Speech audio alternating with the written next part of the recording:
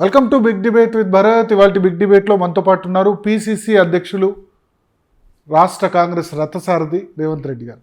రేవంత్ రెడ్డి గారు G Telugu news కోసం సమయం కేటాయించిన ధన్యవాదాలు.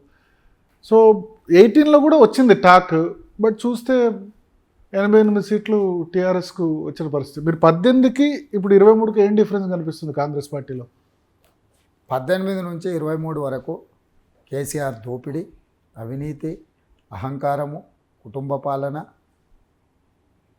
తెలంగాణ ప్రజలందరినీ ద్వితీయ శ్రేణి పౌరులుగా చూసి ఆయన గెలిచిండు కాబట్టి రాజు, ప్రజలు ఓడిండ్రు కాబట్టి బానిసలు అనే విధానాన్ని ప్రజలే గమనించారు.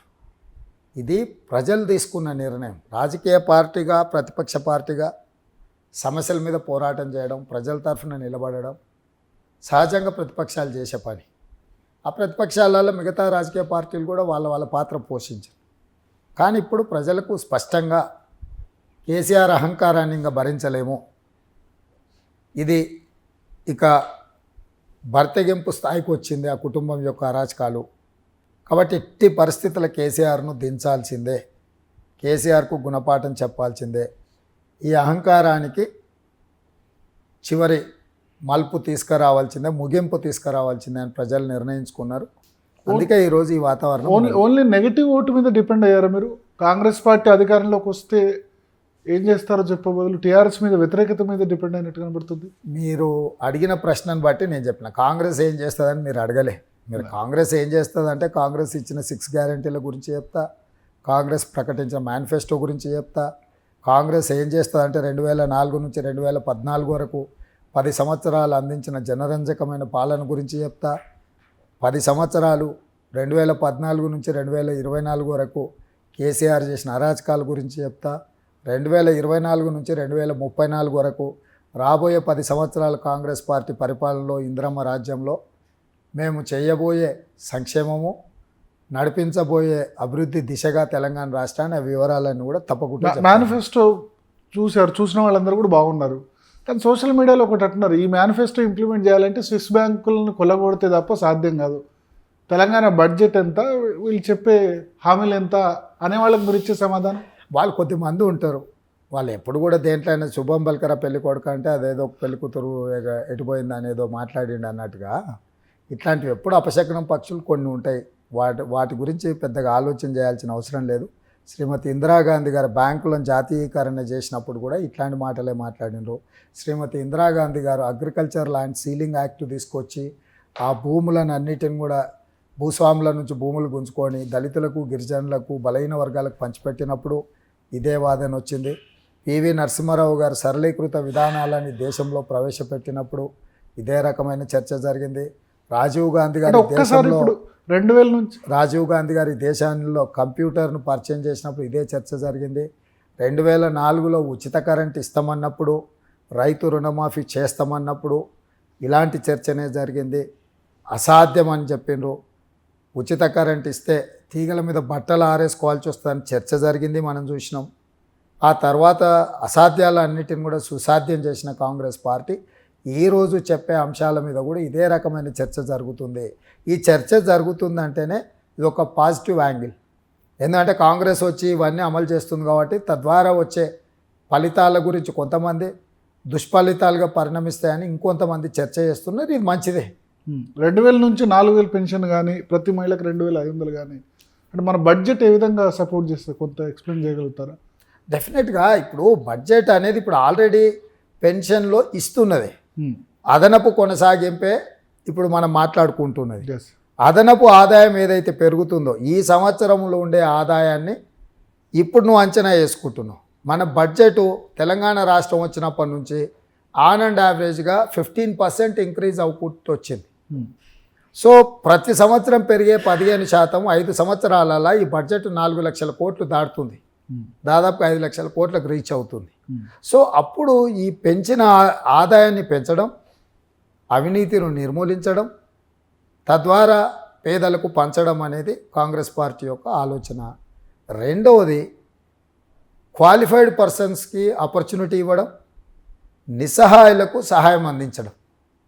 ఈ 2 అంశాలను పరిగణలోకి తీసుకొని కాంగ్రెస్ పార్టీ ప్రణాళికబద్ధంగా మా 6 గ్యారెంటీలు కానీ లేకపోతే మా ఎలక్షన్ మేనిఫెస్టో కానీ ప్రవేశపెట్టడం జరిగింది. సో ఈరోజు అభివృద్ధి కోసం ఒక విధానము, సంక్షేమం కోసం ఇంకొక విధానం, ఈ రెండింటిని కలిపి కాంగ్రెస్ పార్టీ ముందుకెళ్తుంది. సంక్షేమం వాళ్ళు మీరు 4,000 ఇస్తా అంటే వాళ్ళు 5,000 ఇస్తూ ఉంటారు, మీరు సిలిండర్ 500కి ఇస్తామంటే మీరు 400కి ఇస్తూ ఉంటారు అని కూడా వాళ్ళు ఒకటి. ఇంకా వికలాంగుల పెన్షన్ 5,000 ఆల్రెడీ 4,000 చేశారు, మళ్ళీ 5,000 చేస్తూ ఉంటారు, మీరు 6,000 అన్నారు. అర్రా స్పాట్ లాగా అనిపించట్లేదు ఇది. మరి వాళ్ళని అడగాలి, ఇన్ని రోజులు ప్రభుత్వంలో ఉన్నారు 10 ఏళ్ళ నుంచి, ఈ ఆలోచన ఎందుకు రాలే, ఈ పెంచడం ఎందుకు చేయలే అంటే ఇన్ని రోజులు వీళ్ళు పెంచకుండా ఊరుకున్నారంటే అది మొత్తం వీళ్ళు తిన్నట్టే కదా. 2,000 చేశారు కదా సార్. అదే అడుగుతున్నా, 4,000 ఎందుకు చేయలేదు అంటుండ్రు. ఇప్పుడు 5,000 అంటుండ్రు కదా. కాంగ్రెస్ 4,000 అన్నప్పుడు అనేంత వరకు ఎందుకు మీరు ఆలోచన చేయలేదు? ఇవాళ మేము 500 సిలిండర్ అనే వరకు నువ్వు 5 పైసలు కూడా తగ్గించలేదు కదా. మరి మేము 2 లక్షల ఉద్యోగ ఖాళీలు భర్తీ చేస్తాం సంవత్సరంలో అన్నాం, మీరు 2.5 లక్షల ప్రభుత్వ ఖాళీలు భర్తీ చేస్తాం 6 నెలల్లోపే అని ఎందుకు చెప్పలేదు? అన్నిట్లలో మేము చెప్పిన దానికంటే పెంచారు. నిరుద్యోగులకు ఉద్యోగ అవకాశాలు ఇవ్వడానికి 2 లక్షల ఖాళీలు రిక్రూట్మెంట్ క్యాలెండర్ డేట్స్ మేము ప్రకటించినాం. మీరెందుకు దీనికి ప్రత్యామ్నాయంగా ఇంతకంటే బెటర్ ప్రపోజల్ నిరుద్యోగులకు ఎందుకు ఇవ్వలేదు? అంటే మీకు చిత్తశుద్ధి లేదు, మీకు ఆలోచన లేదు. ఈ 10 సంవత్సరాలు మీకు సోయి లేదు. ఎంతసేపు మీరు, మీ కుటుంబము, మీ దోపిడీ, మీ పదవులు, మీ యావనే తప్ప ప్రజలు అనే కోణమే మీకు లేదు కదా. మేనిఫెస్టోలో చెప్పని కూడా మేము చేసి చూపించామంటారు కేసీఆర్. దళిత బంధు చెప్పలేదు, అంతకుముందు కళ్యాణమస్తు, షాదీ ముబారక్ ఇవి చెప్పలేదు. చెప్పని చాలా చేసాం, రైతు బంధు కూడా అంతకుముందు మేనిఫెస్టోలో పెట్టలేదు అంటున్నారు. చెప్పని చాలా చేశారు. కొడుకును బిడ్డను అల్లుని మంత్రులు చేస్తామని చెప్పలేదు, బిడ్డ ఎంపీ ఓడిపోతే ఎమ్మెల్సీ చేస్తామని చెప్పలేదు, సంతోష్ రావును రాజ్యసభ చేస్తామని చెప్పలేదు, వినోద్ రావును ప్రజలు తిరస్కరిస్తే ప్లానింగ్ కమిషన్ వైస్ చైర్మన్ చేస్తామని చెప్పలేదు, కాళేశ్వరాన్ని 40,000 కోట్ల నుంచి 151,000 కోట్లకు పెంచి 1,00,000 కోట్లు దోపిడీ చేస్తామని చెప్పలేదు, మిషన్ భగీరథ 12,000 కోట్ల దాన్ని 50,000 కోట్లు చేసి దోసుకుంటామని చెప్పలేదు, కమిషన్ కాకతీయ 8,000 కోట్ల దాన్ని 30,000 కోట్ల రూపాయలు పెంచి 22,000 కోట్లు దోసుకుంటామని చెప్పలేదు, కోకపేటల భూములు అమ్ముకుంటామని చెప్పలేదు, ధరణి తెచ్చి 1,00,000 ఎకరాలను ఆక్రమించుకుంటామని చెప్పలేదు, హైదరాబాదు నగరం చుట్టూత 10,000 ఎకరాల భూదోపిడికి పాల్పడతామని చెప్పలేదు, జన్వాడలో 100 ఎకరాల 1,000 కోట్లతో ఫామ్ హౌస్ కట్టుకుంటామని చెప్పలేదు, గజ్వేల్లో 1,000 ఎకరాల పెద్ద గడి నిర్మించుకుంటామని చెప్పలేదు. ఇట్లాంటివి చాలా చెప్పనివన్నీ చేసిండ్రు. మేము కూడా అదే అంటున్నాము. మాట్లాడారు. ఇప్పుడు కాళేశ్వరం అయితే మేడిగడ్డ, అన్నారం, సుందిలో కట్టారు. కాంగ్రెస్ అధికారంలోకి వస్తే ఏం చేయబోతున్నారు? కాళేశ్వరం ప్రాజెక్ట్ అంటే ఇప్పుడు ఖర్చు అయితే పెట్టారు, 80,000 కోట్లు ఖర్చు పెట్టారు. దాన్ని ఎట్లా రైతులకు సద్వినియోగపరుస్తారు? మళ్ళీ మీరు రీడిజైన్ చేస్తారా? దాని మీద ఏమైనా విజన్ ఉందా రేవంత్ రెడ్డి? అది అంటే కేసీఆర్ లేకపోతే కొంతమంది బుర్రలేని వాళ్ళు చేసే వితండవాదం. వాళ్ళు దోసుకోవాలనుకున్నారు, దాన్ని పూర్తిగా విధ్వంసం చేసారు. మన కళ్ళ ముందరనే కూలిపోయింది. 3 ఏళ్ళు తిరగకముందే 100 ఏళ్ళు ఉండాల్సిందే పుట్టుకుమని కూలిపోయింది. పర్రవాసింది అది పుట్టుకుమని కాదు, ఎక్స్టెన్షన్ జాయింట్కు దానికి రాహుల్ గాంధీకి తేడా తెలియదని కేటీఆర్ ట్వీట్ చేశారు. ఇప్పుడు మీకు వెన్నెంకి ఇరిగింది అనుకో, ఏముంది ఒక బొక్కనే ఇరిగిందని వాడని అనుకుంటాడా? మనిషి కుప్ప కూలిపోయాడు మంచాన పడ్డాడని అనుకుంటారా? బ్యారేజ్లు అనేటివి వెన్నెంక లాంటి ప్రాజెక్టు, ఆ బ్యారేజ్లే కుంగిపోయినాయి 3 ఏళ్ళకే. ఇంకా వితండవాదం చేయడం, కప్పిపుచ్చుకోవడం, ఎదురుదాడి చేయడం, ఈ ఈ ఈ హౌలా మాటలు మాట్లాడమని చెప్పుండ్రి, మానేయమని చెప్పుండ్రి ముఖ్యమంత్రికి, ఐటీ మంత్రికి, సాగునీటి పారుదల శాఖ మంత్రికి. అసలు బ్యారేజ్కి డ్యామ్కి తేడా తెలియదు, డ్యామ్లో లేకపోతే రిజర్వాయర్కి ఉన్న తేడా తెలియదు, ఏవి తేడాలు తెలియకుండా ఎట్లా పడితే అట్లా ఇసుక మీద మేము బ్యారేజ్ కట్టినాం, ఇసుక కదిలింది, మేడిగడ్డ కుంగిందని ఇంత బుర్ర లేకుండా, జ్ఞానం లేకుండా, కనీస అవగాహన లేకుండా మాట్లాడి ఇక రాహుల్ గాంధీని, రేవంత్ రెడ్డిని చూడడానికి బ్యారేజ్ వలిగిందని సాంకేతిక నిపుణులు వచ్చి రిపోర్ట్ ఇస్తే ఆ రిపోర్ట్ను కాదని ఇంకా కాంగ్రెస్ మీద ఎదురుదాడి చేయాలని చూడడం అనేది వాళ్ళ మూర్ఖత్వం. సార్, పార్టీ విషయానికి వస్తే క్యాడర్ పూర్తిగా రేవంత్ రెడ్డిని ఓన్ చేసుకున్నట్టు కనబడుతుంది. అంటే మీరు తెలుగుదేశం పార్టీ నుంచి వచ్చి 6 సంవత్సరాలు అయినప్పటికీ లీడర్స్ మాత్రం ఎందుకు ఓన్ చేసుకోలేకపోతున్నారు రేవంత్ రెడ్డిని? ఇప్పుడు ఎంతకాలం ఈ దిక్కుమాల ప్రశ్న వేస్తారు భారత్? తెలుగుదేశం నుంచి వచ్చారు, తెలుగుదేశం నుంచి ప్రతి ఒక్కరు రావాల్సిందే కదా. ఎవరైనా కానీ బుర్ర లేనోడు, బుద్ధి లేనోడు చేసే వాదన.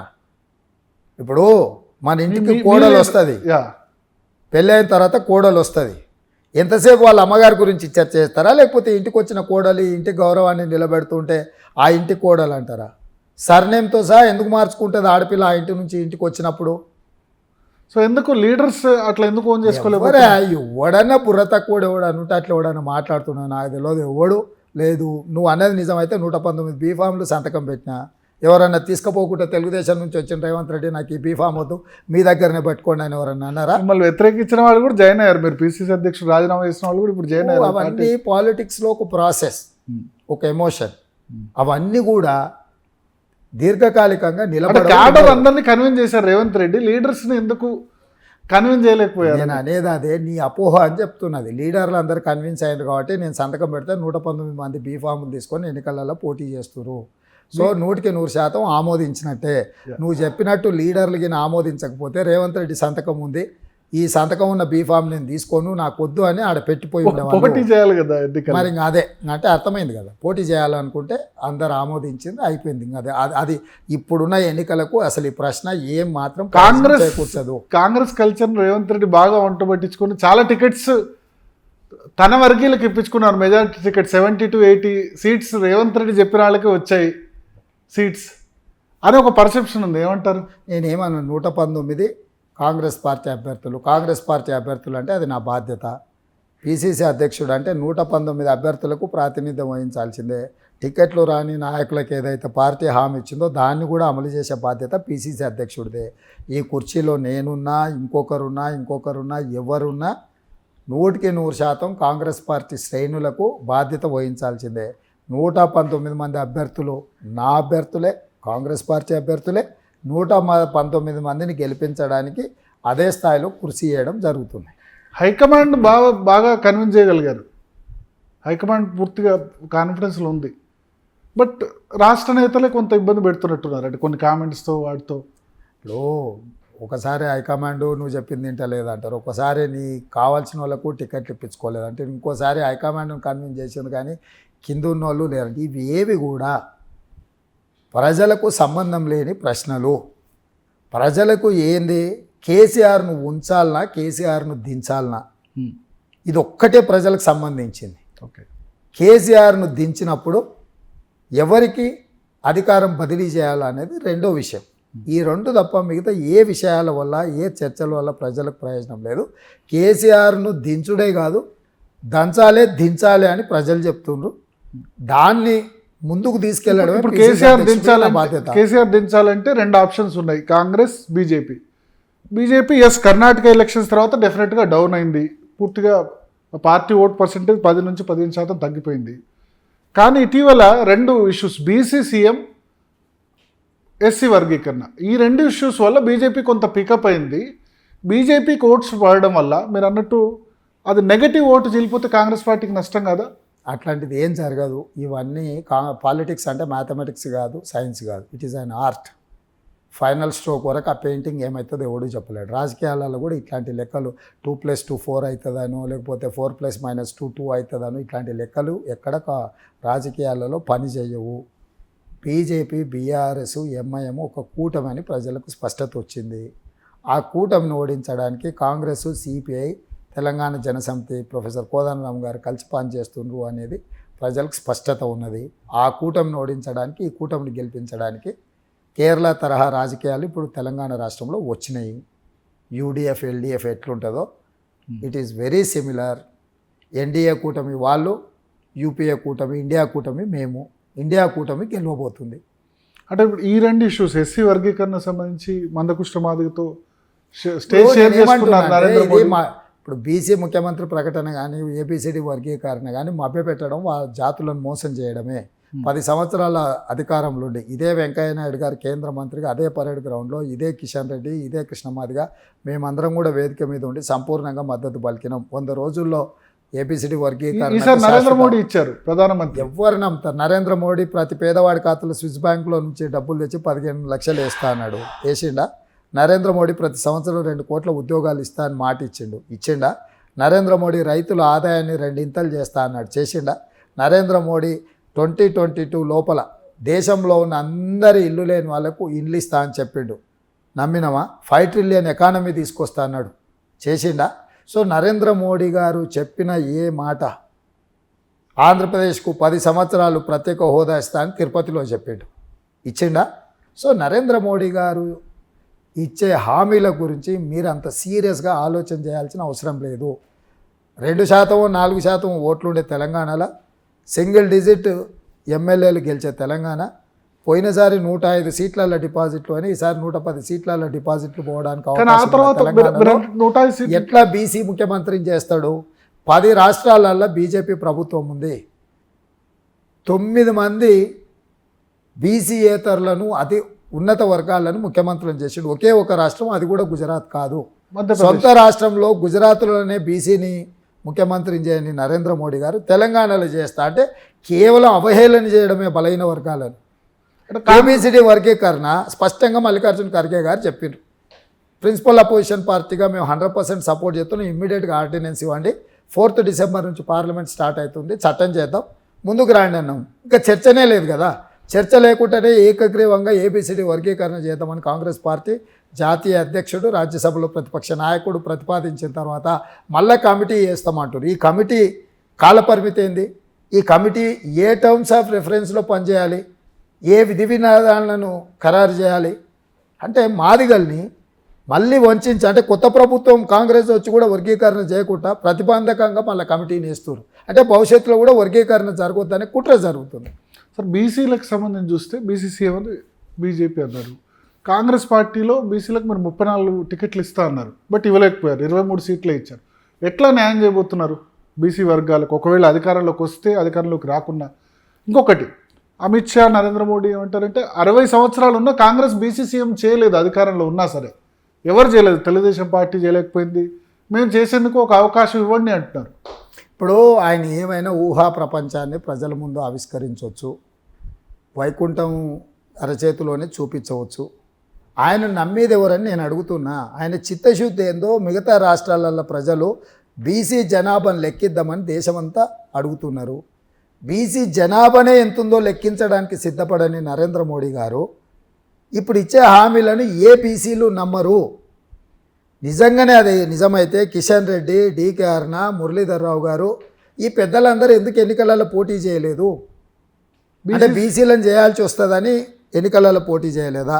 ఈ రాష్ట్రానికి బీసీ అధ్యక్షుడు ఉండే, ఆంధ్రప్రదేశ్కి బీసీ అధ్యక్షుడు ఉండే బీసీ రాష్ట్ర అధ్యక్షులను బండి సంజయ్ని, సోము వీర్రాజు గారిని తొలగించి ఉన్నత వర్గాలకు అవకాశం ఇచ్చి, సోము వీర్రాజు బీసీ కదా, బీసీనే, కాపు బీసీనే, అంటే ఈస్ట్ గోదావరి కాపు, ఆయన బీసీనే, ఆయన బీసీనే, నాకు సమాచారం ఉంది. ఇక్కడ కూడా బండి సంజయ్ కాపు. కదా స్టేట్ ఎలక్షన్ కమిటీ, ఎలక్షన్ కమిటీలు ఏమి వేసిర్రు కాదు. పార్టీ అధ్యక్షుడు హైయెస్ట్ అథారిటీ ఏంది ఏ పార్టీకైనా? ఏంది భరత్ నువ్వు చెప్పు? పార్టీ అధ్యక్షుడే, అవునా కాదా? మరి పార్టీ అధ్యక్షుడిని తీసేసి మేము తోక పెట్టినాం, ఈక పెట్టినాం, దానికి ఏమైనా అర్థం పార్థం ఉందా? ఉన్నోన్ని తీసేసి మళ్ళా మేమేదో ముఖ్యమంత్రిని చేస్తామని చెప్తారు. అంటే కేవలం బీసీలను అవహేళన చేయడమే. తెలంగాణ రాష్ట్రం వచ్చిన తర్వాత కాంగ్రెస్ బీసీలకు అత్యంత తక్కువ సీట్లు ఇచ్చింది ఈ ఎలక్షన్స్లోనే. 14లో 18లో ఎక్కువ ఇచ్చారు. సో ఎట్లా సరే జరిగింది ఎట్లా న్యాయం చేయబోతున్నారు బీసీలకు? ఎట్లా న్యాయం చేయబోతున్నాం? ఏఐసీసీనే చెప్పింది, ఎవరికైతే అవకాశాలు రాదో వాళ్ళందరికీ ఎమ్మెల్సీలు ఇవ్వడం కానీ, ఎంపీలు ఇవ్వడం కానీ, రాజ్యసభలు ఇవ్వడం కానీ, కార్పొరేషన్ చైర్మన్లు ఇవ్వడం కానీ వివిధ హోదాలలో ఇస్తామన్నారు. రెండోది భరత్, ఉదయపూర్ తీర్మానాన్ని నువ్వు ఒకసారి చదువు. ఎస్సీ, ఎస్టీ, బీసీ మైనారిటీలకు 50% పదవులు కట్టబెడతామని చెప్పిండ్రు. మేము ఈరోజు 50% కంటే ఎక్కువ తెలంగాణ రాష్ట్రంలో ఇచ్చినాము. కాబట్టి పార్టీ ఒఫీషియల్గా ప్లీనరీలో చేసిన తీర్మానానికి కట్టుబడి ఉన్నాము. కొత్తగా జాయిన్ అయిన వాళ్ళకి టికెట్ ఇవ్వమన్నారు ఉదయపూర్లో, దాన్ని పాటించలేదు. 20 కొత్తగా జాయినింగ్ కాదు, కొత్తగా రాజకీయాలకు వచ్చేటోళ్ళకు పరిమితులు ఉన్నాయి. ఆల్రెడీ 20 ఏళ్ళ నుంచి 30 ఏళ్ళ నుంచి రాజకీయాలలో ఉండేవారు, ప్రజా జీవితంలో ఉండే వాళ్ళకు ఎక్కడైనా టికెట్ ఇస్తారు. కొత్తగా జాయిన్ కుటుంబంలో టికెట్స్ విషయంలో కూడా ఉంది. అది మొత్తం చదవలే, మళ్ళీ ఒకసారి చదువు, ఉదయపూర్ తీర్మానం చదువు. ఎవరికైనా కుటుంబంలో 2వ టికెట్ ఇవ్వాలంటే ప్రజా జీవితంలో 5 సంవత్సరాలు ఉండాలి అని కండిషన్ ఉంది. 5 సంవత్సరాలు కాదు, 20 సంవత్సరాల నుంచి ప్రజా జీవితం. మైనంపల్లి రోహిత్ లేరు రాజకీయాలలో, ఇద్దరు వాళ్ళు కాంగ్రెస్లో లేరు. నేను అదే చెప్తున్నా, నువ్వు అసలు దాన్ని అర్థం చేసుకోవడంలోనే లోపం ఉన్నది. మీ పార్టీ లీడర్స్ అంటారు, మీ పార్టీ కాంగ్రెస్ పార్టీ లీడర్స్, మా పార్టీ లీడర్ ఉత్తగానే ఏదో మా పార్టీ లీడర్ అన్నాడని నువ్వు అట్లా ఆకాశంలో లేకపోతే గాల్లో కత్తి తిప్పినట్టు ఉంది ఇదంతా. మా పార్టీలో ఏ లీడర్ అనలేదు, ఇది సిఈసి ఆమోదం మేరకు సిఈసి తీసుకున్న నిర్ణయం. ఈ టికెట్లన్నీ ప్రజా జీవితంలో ఉన్న వాళ్ళకు టికెట్లు ఇచ్చిండ్రు, వాళ్ళు ప్రజా జీవితంలో ఎప్పటి నుంచో ఉండరు, వాళ్ళకి టికెట్లు ఇవ్వడం జరిగింది. ఓకే. సో మైనారిటీస్ సంబంధించి చూసుకుంటే మైనారిటీ డిక్లరేషన్ అనౌన్స్ చేశారు. 2014-18 ఎలక్షన్స్లో మైనారిటీలు వేయలేదు కాంగ్రెస్ పార్టీ. ఇప్పుడు అంటే నేనున్న ఫ్రాంక్గా చెప్పాలంటే సిచ్యువేషన్ హైదరాబాద్లో మైనారిటీస్ ఏమో కానీ రూరల్ మైనారిటీస్ కొంత నమ్మారు బీఆర్ఎస్ బీజేపీ ఒక్కటన్నదాన్ని. సో ఓటు ఎంత మేర కన్వర్ట్ అయ్యే అవకాశం ఉంది కాంగ్రెస్ పార్టీకి? ప్లస్ సిటీలో ఉన్న మైనారిటీస్ కూడా వేస్తారా ఓటు? అసాద్ అక్బర్ మేము మైనారిటీలు మెజారిటీలు అని విడదీసి చూడము. ఇది బీజేపీ వాళ్ళ ఆలోచన. నీ ప్రశ్న కూడా బీజేపీ వాళ్ళు అడిగినట్టుగానే ఉంది. మైనారిటీలు మెజారిటీలు భారతీయులు తెలంగాణ వాళ్ళు ఈ ప్రభుత్వంలో సమానమైన అవకాశాల కోసం ఎదురు చూస్తారు. వాళ్ళందరూ బీఆర్ఎస్ చేతుల వంచనకు గురైనరు. వాళ్ళందరూ కలిసి కాంగ్రెస్ పార్టీకి ఓటేస్తారు. కాంగ్రెస్ పార్టీ అబ్సల్యూట్ మెజారిటీతో గెలుస్తుంది. నేను క్లియర్గా చెప్తున్నా, తెలంగాణలో ఎన్డీఏ కూటమి బీఆర్ఎస్ బీజేపీ ఎంఐఎం, ఇండియా కూటమి కాంగ్రెస్ సిపిఐ తెలంగాణ జనసమితి, ఈ రెండు కూటమిల మధ్యలో ఎన్నికలు జరుగుతున్నాయి. ప్రజలు ఇండియా కూటమి వైపు ఉన్నారు. నేను మీరు మైనారిటీ బీజేపీ అడిగారనగా మీరే మైనారిటీ డిక్లరేషన్ అనౌన్స్ చేస్తారు రేవంత్ రెడ్డి. బీసీలలో కూడా కులాల వారికే చెప్పినాం, ఓసీలలో కూడా కార్పొరేషన్లు పెట్టినాం. ఒక్కొక్క సెక్షన్కి ఏం చేస్తామో డిక్లేర్ చేసినాం. ఓట్ల నా కోణంలో చూడట్లేదు. ఎవరికి వాళ్ళకు మేము ఎంతమంది ఉన్నామో మాకంత కావాలనే డిమాండ్ వాళ్ళ పక్షాన వచ్చింది. ఆ వచ్చిన వాళ్ళకి ఏం వెల్ఫేర్ చేస్తాం, వాళ్ళకి ఏం డెవలప్మెంట్ ఆపర్చునిటీస్ ఇస్తాం అనేది స్పష్టంగా స్పెసిఫిక్గా టార్గెటెడ్గా ఆ సెక్షన్స్కు చెప్పడం జరిగింది. ఓటింగ్ ప్యాటర్న్ అనేది కామన్. డబ్బాల మైనారిటీలు సపరేట్గా డబ్బా పెట్టి అనలేండ్రి, మెజారిటీలు సపరేట్గా డబ్బా పెట్టి ఇన్లేండ్రి అని లేదు. అన్ని కలిసి ఒకటే డబ్బులు ఇస్తారు, అన్ని కలిపి లెక్క పెడతారు. అందరు తీర్పే తెలంగాణ ప్రజల తీర్పు. నన్ను మీరు బీజేపీ వాళ్ళు అంటారు కానీ కేటీఆర్ కూడా సేమ్ ఇదే అంటారు మిమ్మల్ని. Revanth Reddy RSS background, ABP నుంచి వచ్చారు, గాడ్సే వారసుడు, ఆయనకు మీరు ఇచ్చే జవాబు? ఇప్పుడు వాళ్ళు కాంగ్రెస్ ఆయన ఒప్పుకుంటారా? వాళ్ళ నాయన యూత్ కాంగ్రెసే కదా, single window director Congress ticket ఇస్తే ఓడిపోయింది కదా. So Congress youth Congress state vice president ఉన్నాడు కదా, టికెట్ కంటెస్ట్ కూడా చేశారు. కేసీఆర్ ఫస్ట్ తెలుగుదేశం చేశారు. ఓకే. సింగిల్ విండో జిల్లా కాంగ్రెస్ అధ్యక్షుడు ఉండే, లేదు సింగిల్ విండో డైరెక్టర్ ఉండే. Youth Congress state vice president ఉండే, వి హనుమంతరావు గారు అధ్యక్షుడు ఉన్నప్పుడు వాళ్ళు 100% కాంగ్రెస్ అని వాళ్ళు ఒప్పుకొని, ఎంఐఎం నన్ను ఆర్ఎస్ఎస్ అంటున్నారు కదా, వాళ్ళు రజాకర్స్ అని, ఎందుకంటే కాసిం రిజ్వీ పెట్టిందే ఎంఐఎం. ఆ దర్శలాం అవన్నీ ట్రస్ట్ ప్రాపర్టీస్ అన్నీ కూడా కాసిం రిజ్వీవే. వాళ్ళు కాసిం రిజ్వీ వారసులమని వాళ్ళిద్దరు ఒప్పుకున్నప్పుడు అప్పుడు నా గురించి చర్చిస్తే బాగుంటుంది. ఈ 20 సంవత్సరాలు నేను ప్రజా జీవితంలో ఉన్నా, ఇండిపెండెంట్గా జడ్పీటీసీ గెలిచినా, ఇండిపెండెంట్గా ఎమ్మెల్సీ గెలిచినా, తర్వాత రాజకీయ ప్రస్థానం తెలుగుదేశంతో స్టార్ట్ అయింది. తెలుగుదేశంలో నుంచి కాంగ్రెస్లోకి వచ్చిన ఇది తెలిసిన పుస్తకము. వాళ్ళ బొంద టీఆర్ఎస్ వాళ్ళు ఉండి నా దగ్గరకు వచ్చి అడుక్కుంటే వాళ్ళకు మద్దతు ఇచ్చిన. మరి ఒకవేళ టీఆర్ఎస్లోనే ఉంటే జడ్పీటీసీ ఇండిపెండెంట్గా ఎందుకు పోటీ చేస్తా, ఎమ్మెల్సీ ఇండిపెండెంట్గా ఎందుకు పోటీ చేస్తా?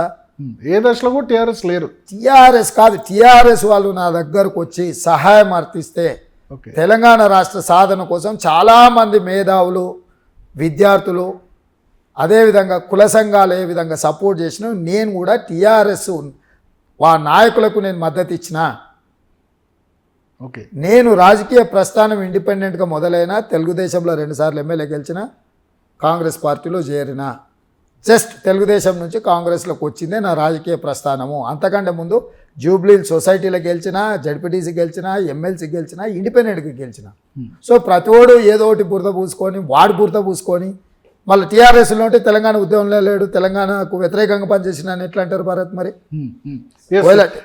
ఈ విమర్శలకు ఏమంటారు? రేవంత్ రెడ్డి తెలంగాణ వాది కాదు, నిన్న కేసీఆర్ రైఫిల్ రెడ్డి అన్నారు మిమ్మల్ని. నేను ఆయన పాస్పోర్ట్ల బ్రోకర్ అంట. ఆయన చేసింది అదే పని కదా. సో ఇంక అదే సమాధానం దానికి. అంటే ఇంతకాలం కేసీఆర్ మిమ్మల్ని డైరెక్ట్గా ఎప్పుడు పేరు పెట్టలేదు. బుడ్డెర ఖాన్ అన్న ఒకసారి అన్నారు, రైఫిల్ రెడ్డి అన్నారు, క్రమక్రమంగా పేరు తీసుకొస్తున్నారు. నేను ఏమంటున్నా అంటే మీ పేరు అయితే పెట్టలేదు. ఉత్తమ్ కుమార్ రెడ్డి మిగతా వాళ్ళ పేరు. ఆయన బలహీనత బయటపడుతుంది, ఆయన మాటలల్లో ఆయన బేలాతనం బయటపడుతుంది. ఆయన ఓటమిని అంగీకరించి సరే ఏ రోజుకి ఆ రోజు ఏదేదో మాట్లాడుతున్నాడు. నేను అర్థం చేసుకోగలను ఆయన మానసిక పరిస్థితి. ఎందుకంటే ఇంత రాజ్యం నాదే అనుకొని ఆయన తర్వాత ఆయన కొడుకు తర్వాత మనవడు ఇది మా రాజ్యం నిజాంకు 7 తరాలు ఎట్లయితే ఈ ప్రాంతాన్ని ఏలిండో అట్లనే నయా నిజాంగా ఈ ప్రాంతాన్ని ఏలాలని ఆయన కలలు కన్నాడు.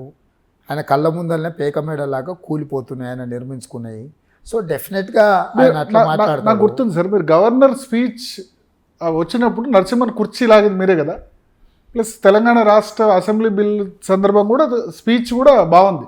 బట్ అయినా ఎందుకు రేవంత్ రెడ్డికి యాక్సెప్టెన్స్ రాలేదు, తెలంగాణ వాది కాదు రేవంత్ రెడ్డి అనే పర్సెప్షన్ ఎందుకు వస్తుంది అంటారు? అది టీఆర్ఎస్ పార్టీ వాళ్ళు కేసీఆర్ కుటుంబం మాట్లాడుతుంది. వాళ్ళకి విలువనే లేదు తెలంగాణ సమాజంలో. వాళ్ళు మాట్లాడేదాన్ని ఎవరు సీరియస్గా తీసుకుంటారు? నువ్వు చెప్పింది నిజమైతే నేను కేసీఆర్ రోడ్డు మీద నడుచుకుంటూ వెళ్దాం సెక్యూరిటీ లేకుండా. ప్రజలు ఏ రకంగా స్పందిస్తారో చూద్దాం. తెలంగాణ మారుమూల పల్లెకి ఏడికైనా పోదాం. లేకపోతే తెలంగాణ ఉద్యమాలకు బలమైన వేదిక ఉస్మానియా యూనివర్సిటీ కదా, ఉస్మానియా యూనివర్సిటీకి సెక్యూరిటీ లేకుండా కేసీఆర్ కుటుంబంలో ఎవరు వచ్చినా పర్వాలేదు, నేను వస్తా. ఎవరు తెలంగాణ ఉద్యమకారులు ఎవరు తెలంగాణ ద్రోవులో అక్కడ తెలుస్తారు. ఇక్కడ కాకపోతే కాకతీయ యూనివర్సిటీకి పోదాం, అక్కడ కాకపోతే కరీంనగర్లో ఉన్న యూనివర్సిటీకి వెళ్దాం. ఏ యూనివర్సిటీకైనా కేసీఆర్ కుటుంబము రావడానికి సిద్ధంగా ఉంటే మీరు తారీఖు తీసుకోండి, నేను వస్తా. తెలంగాణ వాదులు ఎవరు, తెలంగాణ దోపిడీదారులు ఎవరు, ఈ రెండింటిని వాళ్ళే నిర్ణయిస్తారు. ఓకే సార్, ఒకటి కేటీఆర్ ప్రధానంగా మిమ్మల్ని టార్గెట్ చేసుకుంటారు, రేటెంత రెడ్డి లేదా బ్లాక్ మెయిలర్ ఇటువంటివి విన్నప్పుడు ఏమనిపిస్తుంది? ఆయన మీ మీద ఆరోపణలు చేస్తారు. ఏం లేదు, వాళ్ళు రెడ్డి సామాజిక వర్గం మీద దాడి చేస్తున్నారు. రేవంత్ను విమర్శించాలంటే విమర్శించవచ్చు. ఒక్క రెడ్డి సామాజిక వర్గానికే నీ రేట్ ఎంత అని ఆయన మనసులో ఉన్న ఆయన జాతిలో ఉన్న ద్వేషాన్ని ఈ సామాజిక వర్గం మీద వెదజల్లడానికి ప్రయత్నం చేస్తుండు. ఆ సామాజిక వర్గం అంతా ఆలోచన చేస్తుంది. రెడ్డి సామాజిక వర్గాన్ని ఇంత కించపరిచే విధంగా ఎందుకు ఆయన మాట్లాడుతుండో దానికి వాళ్ళే జవాబు చెప్తారు. సార్, ఇప్పుడు రెడ్డి సామాజిక వర్గం గురించి చర్చ వచ్చింది కాబట్టి మీరు మేనిఫెస్టోలో పెట్టారు కదా 6 గ్యారంటీస్లో ఎకరానికి 15,000 ఇస్తారా లేకపోతే మొత్తం 15,000 ఇస్తారా రైతుకు? అందులో స్పష్టంగా ఉంది భరత్. దానిలో 15,000 రైతుకని ఉంది.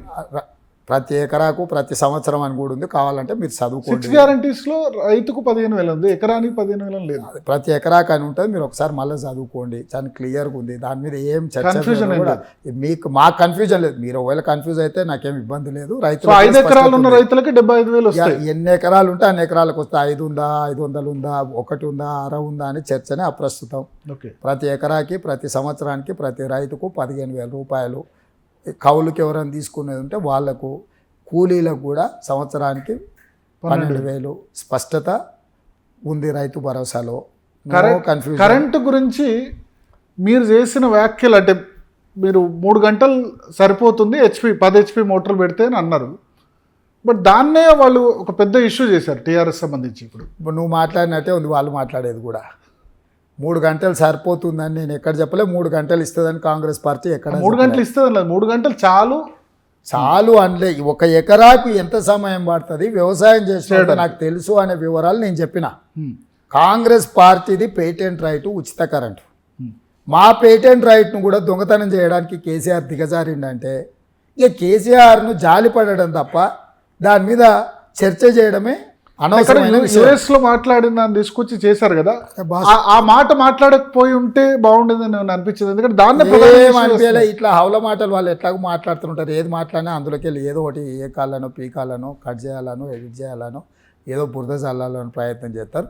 నేనంటే వాళ్ళకి భయం కాబట్టి ఇట్లాంటి చిల్లర ప్రచారాలు చేస్తూనే ఉంటారు. దానివల్ల నేను ఎప్పుడు ఏమనుకోను. పాత కూడా 2 వీడియోలు తీసుకొచ్చారు. సోనియా గాంధీని బలిదేవత అన్నారు, ఉస్మానియా విద్యార్థుల్ని తాగుబోతులు అన్నారని సర్క్యులేట్ చేస్తున్నారు. దాని మీద మీరు ఏమన్నా క్లారిఫికేషన్ ఇస్తారు? ఏమి ఇచ్చేది లేదు. అన్ని ప్రజలు చూసిండ్రు. అన్ని ప్రజలు చూసిన తర్వాతనే ఈరోజు ఆదరణ ఉంది. ఈరోజు ప్రజలు తీర్పు ఇవ్వబోతున్నారు. ఆ తీర్పు కోసం ఎదురు చూస్తున్నా. ధన్యవాదాలు. Right sir, thank you. So Revanth Reddy అయితే స్పష్టతను ఇస్తున్నారు. కాంగ్రెస్ పార్టీ 2/3 మెజార్టీ అంటే 80 సీట్లు ఖచ్చితంగా సాధిస్తుంది, గవర్నమెంట్ ఏర్పాటు చేస్తున్న ధీమాతో అయితే ఆయన ఉన్నారు. ఇది రేవంత్ రెడ్డితో బిగ్ డిబేట్ విత్ భరత్. మరో బిగ్ డిబేట్లో మళ్ళీ కలుద్దాం.